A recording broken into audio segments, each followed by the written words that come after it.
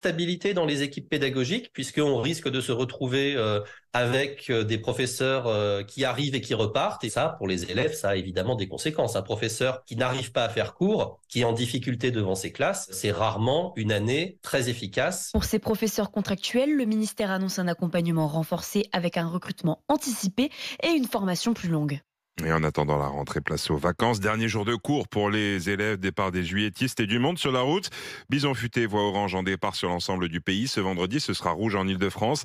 Il est d'ailleurs conseillé de quitter la région francilienne avant midi aujourd'hui. Un rouge qui va s'étendre au Grand Ouest pour la journée de samedi. Il est 6h32 sur RMC. Une enquête préliminaire ouverte après la plainte des enfants d'Alain Delon déposée à l'encontre de la dame de compagnie de l'acteur pour des faits de harcèlement moral. Justice toujours, le policier auteur du tir mortel contre Naël à Nanterre fin juin reste en prison. La cour d'appel de Versailles a confirmé hier le maintien en détention provisoire du motard âgé de 38 ans, emprisonné pour éteindre les feux dans la rue, répond son avocat Laurent Franck-Liénard qui réclame sa libération. L'an dernier, Emmanuel Macron reconnaissait l'obligation de faire mieux sur le thème de la lutte contre les violences conjugales, un appel qui n'a vraisemblablement pas été entendu par la préfecture de Haute-Garonne. Elle donne 8 jours à 33 femmes victimes de violences conjugales pour quitter leur hôtel à Toulouse, un lieu de refuge payé par l'État faute de place en hébergement d'urgence. Les associations sont inquiètes. Anna Jojard, sans logement, ces victimes souvent esseulées pourraient se retrouver à la rue ou alors retourner au domicile de leur conjoint violent. C'est par courrier que ces femmes ont été prévenues. La préfecture leur a donné 8 jours pour quitter leur hôtel, sans quoi l'État arrête de financer leur nuit. Et dans la presse, la préfecture de Haute-Garonne se justifie. Les durées de vie à l'hôtel sont trop longues, plus d'1 an pour certaines, alors que cela doit rester exceptionnel et se coupler avec un accompagnement social vers un logement durable.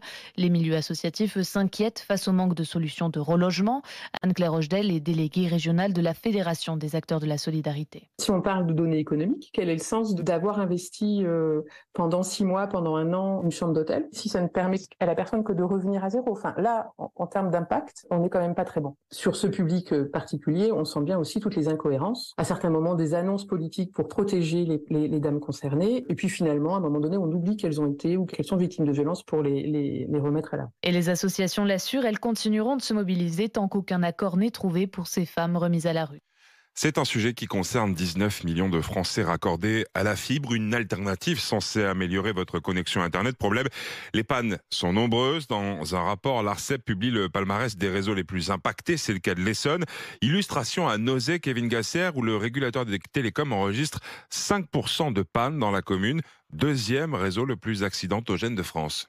Dans une des 8 armoires à fibre optique de la commune, c'est un véritable sac de nœuds. On appelle ça un plat de spaghettis. Didier Perrier est le maire de Nozay. Plus que le désordre, ce sont surtout les câbles débranchés qui posent problème. Parce qu'à un moment ou à un autre, vous avez la jungle des opérateurs commerciaux qui viennent brancher certains. Et en fait, en branchant leurs clients, ils oublient de brancher les autres clients. Conséquence, la connexion Internet de certains habitants est régulièrement coupée. C'est le cas de 2 voisins, Georges et Boris. Toute leur rue est concernée. Ça doit faire plusieurs mois où il n'y a pas toute la rue qui a été connectée en même temps. 4 coupures pour Georges depuis le début de l'année, 2 pour Boris qui est en télétravail, dont une qui a duré plus de 3 semaines. Dès qu'il y a un technicien, on prie quoi. Dès que les techniciens ouvrent les plaques, donc ça fait du bruit, je vais à la fenêtre, ah ça y est, on sait qu'il y en a un qui va morfler. Et de nombreux commerces sont aussi touchés par ces coupures, comme la pharmacie de la commune. C'est quand même de plus en plus fréquent, de plus en plus long dans la durée. Claire est préparatrice en pharmacie. On est dans le stress parce que du coup ça marche pas. Il y a un risque aussi de faire des erreurs dans ces cas-là et sur des médicaments, on essaie d'être quand même très vigilant. C'est pas agréable de bosser dans des conditions comme ça. Ouais. Depuis le début de l'année, 43 pannes de fibre optique ont été signalées à la mairie qui, elle, demande au régulateur des télécoms de prendre conscience de la situation et la remise aux normes de toutes les armoires de la commune.